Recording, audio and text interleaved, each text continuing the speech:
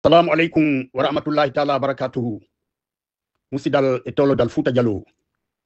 Ha hewta Guinéen be moƴƴuɓe ɓen fof kala kawnirɗon e nder aduna o. Haray en fof en seedi ke wonde Mamadi Doumbouya e dow bonnereji ɗi ɓe bonni en ɗin ila 1958 heɓande ma wetango hande. E dow wargo ngo ɓe wari gon ɓe ƴetti laamu ngun e 5 septembre 2021. E dow wondirgol kamilo Allah on wonde kanko Mamadi Doumbouya membre ɓe CNRD ɓen, membre ɓe CNT ɓen e membre ɓe gouvernement makko goto e maɓɓe présentota koye élection ɓawo transition o lannude. O yi kanko Mamadi Doumbouya nde tawno himo tambita juuɗe leñol makko ngol mi wodi e mon wiyoɓe tan wowlu fi leƴƴi tabita hande ga leydi men ko ɓuri leƴƴi e dow tambitande mawɓe makko ɓen par ce que kanko e mari mawɓe ɓe o ɓaari e mum tippude jayre men enen Fuuta Jallo wi ka fuɗɗi haa ka haaɗi duhiɗo mum suddiɗo mum mawɗo mum payko mum wonɓe ka nder leydi wonɓe ka ɓaawo leydi en fof en holli jayre tippude ɗum ɗon Mamadi Doumbouya suusi déposude candidature makko on hanki wo tawete ka élection présidentielle ji ɗen andi ko mascarade électorale ɗiɓe planifie ɗin ñande 27 décembre 2025 ɗo o haray hewti ko nder lewru e balɗe haray on dagini wonde kanko Mamadi Doumbouya o joɗori ka jullere vote hay tawi vote on hiɗon andi ko vote fenande hay tawi hara ko bonnuɗo constitution mo ɓe tawi on 5 septembre 2021 ɓe moƴƴini charte mo ɓe jangi ɓe fodi en ɓe yitti ɓe bonniti on ɗon charte dans sakuruma windani ɓe ko ɓe faala kon ka tawata ɓe waɗi piiji ton ɗi julɗo gollirta ka nder constitution maɓɓe yaltuɗon tambitiɗon ɓe wonɗo e waɗgol mouvement ji e kellal ngol ɓe e amal ngol ɓe yaltuɗon holluɗon angal barki e wigol on tambitoto Mamadi Doumbouya candidature makko on soutenimo yo présente o woɓɓe yehi ha moƴƴini mouvement o yoɓe cotisanemo ɓe versa caution makko on fi yo présente o haɗa jeyre nden ko ha ɗon hutede on satta ko hutagol hoore mum ngol loƴina hoore mum liɓa hoore mum wiya tippe e hoore an ko ɗum ɗon ɓuri sattude haray hande ɓe laaɓani en poyi wonde ko wiya ton kon lagine ko ɓeygure wotere ɗum kaka hakkille men enen woni ɗum kaka hakkille mawɓe men ɓaawo ɗo falanoɓe e jonnidir juuɗe yen wurdu yo en rewde Allah subhanahu wa taala on ɓayri diina meɗen kan ko yahata 90 e nder temedere ha 90 e jowo ko julɓe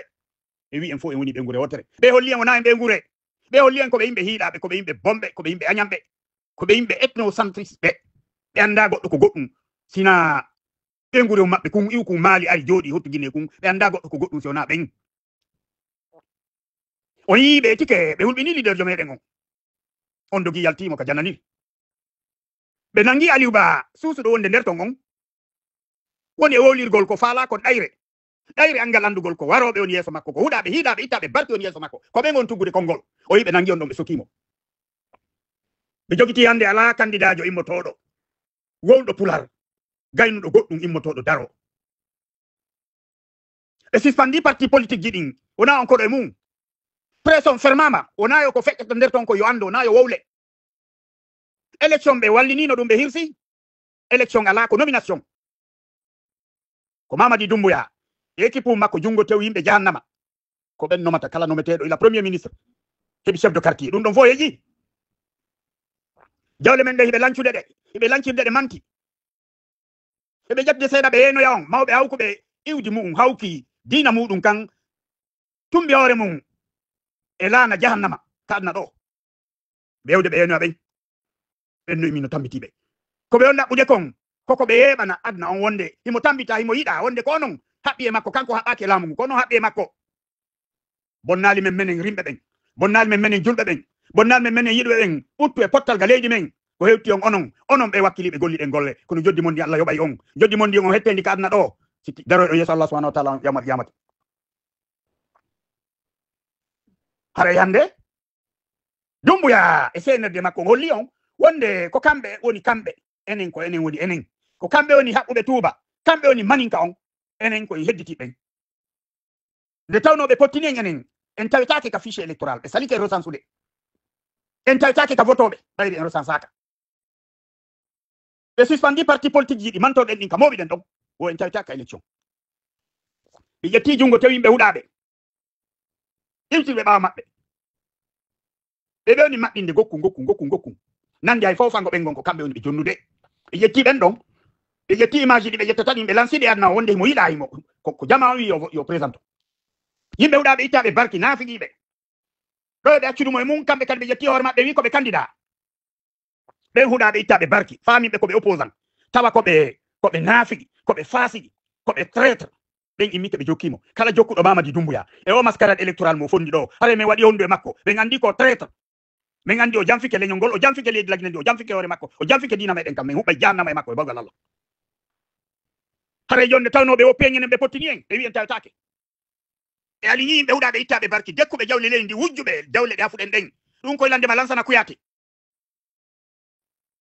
hebi hedditi be ben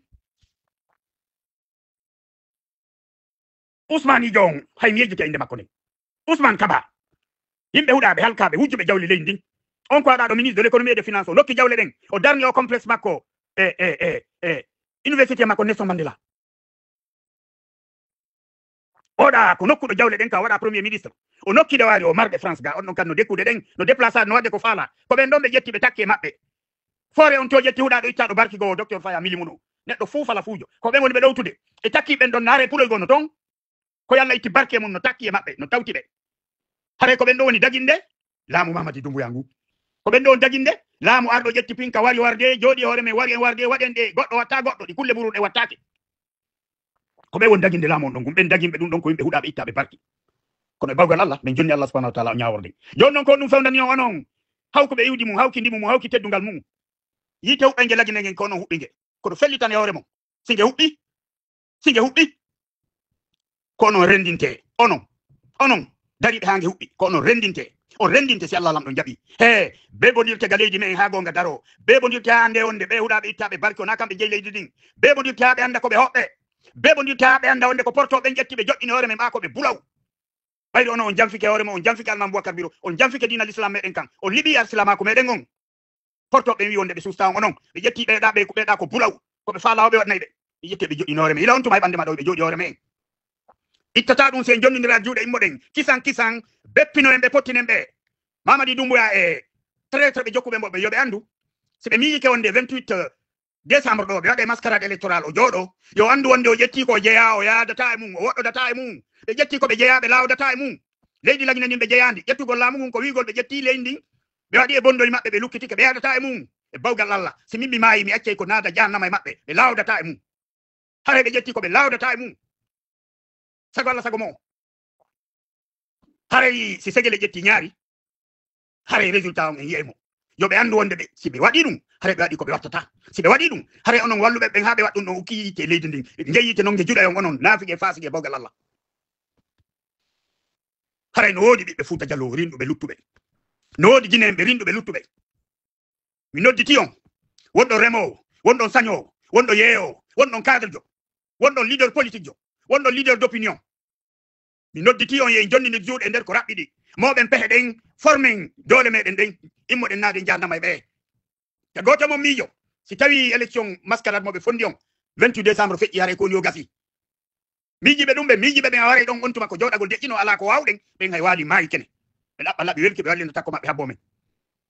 mijibe dum be wonde ko yen jippi juude men den e bawgal Allah no wodi ko onti sodata o jogo nyande me yetti lendi kala mo jogaki dum hare yo jogo hore makko ko traître jomen rewne mo ka traître rewnte don e bawgal Allah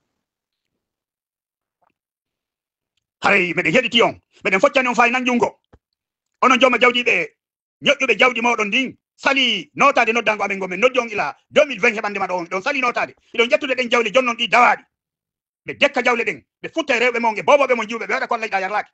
yaw mo sanombe fittombe pade be jettandi jawdi be soda pinka be wara men fellitane hore mo be windani on Allah no windi jonni men fellitane hore mo si tawi o yirtitaaki e nder ko rabbidi de jannama no hubbede lagine ko onon atte hubbede onon koye mongi adete hubbede fellitane dum hore mo sikke o ala en wata onde maccube e leydi ndi mawbe meden ari teppiri ñinni dina meɗen kan e mum wuuri e hore teddungal accane ye wuuri e hore teddungal sono on jaɓi wonde maccuɓe ɗon juuɗe maccu ko yitta koye barki ko yiwa nokku menen min wi men sali min wi menen men sali min wi menen men sali mo janjokke mo wo tawta men min wiyaade goto yo feeñu simo fala wari sunde mo janjokke mo wo tawta men sabu go cippiro ko cippiro go Allah lam ɗon farwi en sen waɗali go hara e maayi ko yiɗen hersi se waɗali go hara e maayi e maraka taw en Allah par ce que hara dina meɗen kan bonnama en tambitike bonnoɓe dina meɗen kan hande debbo jombay debbo gorko kaleji men kaleji kalama ko alfa kaleji almami sori mawɗo kaleji alfa Mouhamadou Fellou kaleji Ceerno Souleymane Thioro kaleji alfa Ibrahima Fugumba kaleji Fodé Isiaga Fodé Haji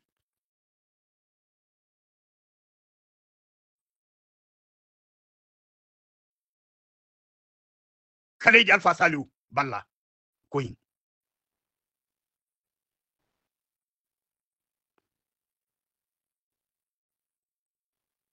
Allahu akbar kabira wa jiman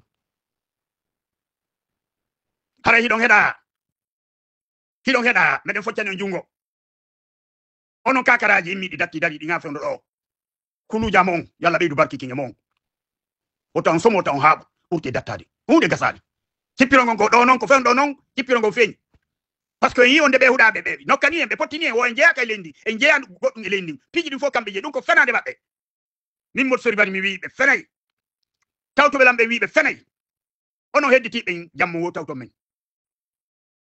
haray ko hande e talata ñande 4 novembre 2025 nde tori Allah subhanahu wa taala on faamu wonde piiji boy boni kono hunde lawaki o yi golle maɓɓe bonɗe ɗen hande hay newgol men ko tawɗe mawɓe men jokkuɗen kon ko nafata jibinande leydi lajna ndin fof si tawi nayi no woodi e leydi ndin tew ko ɗon iwata kosan ko ɗon iwata ɓiraɗan ko ɗon iwata nebban ko ɗon iwata guri ko gollitirten kon ko ɗon iwata ɓe huɗaɓe ittaɓe barki no immani newɓe meɗen ɓe hiɓe haɓɓiɓe re'ay nayi maɓɓe ɗin hiɓe haɓɓiɓe rattoɓe yaltinaɓe leydi ndin hakke ko ɓe angani hakke ko ɓe boni ɓe anda ko ɗum nafata jamala guine on ɓe fodda e hunde sowona faccinede pottine haray onon tambitiɓe ɓe jaga seede mum min noddi on kadi min noddi on ko duuɓi 6 won timmude ni min nodditike on hande kadi ɓayri hande kadi ko hesun ila hanki hande kadi cippiro meɗen go hewtino ko goo onon blogueur ɓe wonɓe jooɗade ƴettugol téléphone ji mon wowla haala colli lanniɓe mettutude kala blogueur jo mo tawtata cippiro ngol yo notu ko kala blogueur jo mo tawtata cippiro ngol no hettiren teddugal ga leydi men no yaltiniren guinemɓe ɓen fof e maccugako ngu no yaltiniren tampere ga leydi men Allah no arsike en jawle ɗen fof hiɗe wengi adna on hiɗe waɗi hoore men hoccoɓe heɗotoɓe si ñaama wikketeɓe leyɗe ɗen fof leyɗe ɗe tamƴinnoɗen en hoɗi taro men ɗon lagina ɗon ilandema Sénégal ha leyɗe hedditiɗen joni ɓe wikkade joni ɓe wiide hiɗe loriɓe hala en ɓiire lakkere adden kala ko addete kon ɓe ñaama en ɗon tigi haaɓi en heɓɓita ka hewteten ɗon si en